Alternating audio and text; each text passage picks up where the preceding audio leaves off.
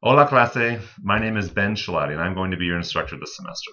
And since this is an online class and you and I aren't going to be seeing each other face to face every week, I just wanted to take a few minutes to introduce myself so you get to know a little bit about me and my experiences.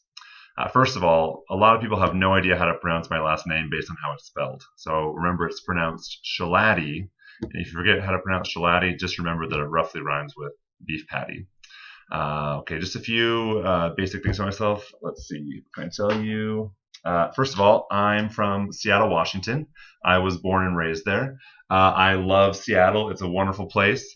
But I've been in Arizona for the last 3 years, and I'm very happy to have traded in pine trees and rain for saguaros and sunshine. It's wonderful here. I don't come from a Spanish speaking family. I didn't speak Spanish at all growing up. I took 2 years of Spanish in high school, and honestly, I didn't really learn a lot. And I didn't start having a desire to really learn Spanish until I moved to Mexico. I moved to Mexico when I was 19, shortly after graduating from high school. And suddenly I wanted to learn Spanish really bad because I couldn't talk to anybody. And I lived there for 2 years. I spent about a year living in a border town called Ciudad Juarez, which is just across the border from El Paso. And that's where I learned Spanish. And I love the border region of Mexico. It's a very linguistically fascinating place with a lot of cultural exchange and linguistic exchange between English and Spanish. Since I've been back from Mexico, I've been teaching Spanish. I spent 3 years teaching Spanish at a post high school language institute. I've taught college for 3 years, and I've also taught middle school and high school for a year each. When I got back from Mexico, I went to Brigham Young University, where I got a bachelor's in Latin American studies. And after graduating, I taught high school for a year, and then I went back and got my master's in Spanish linguistics. And I love teaching Spanish. It's one of my favorite things. Let's see what else can I tell you about myself. I have also lived abroad a lot.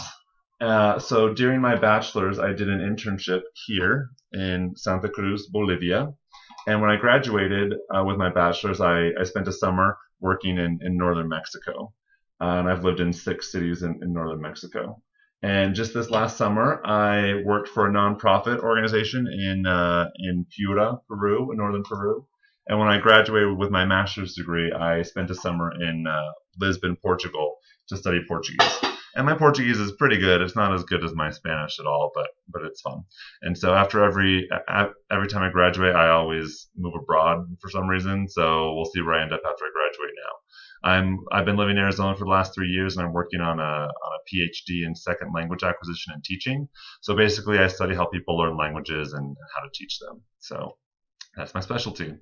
I also have a real travel problem. I love to travel, and this is one of my most prized possessions. And my dad hates traveling, but my mom loves traveling. So she and I have become travel buddies, and we travel together almost every summer.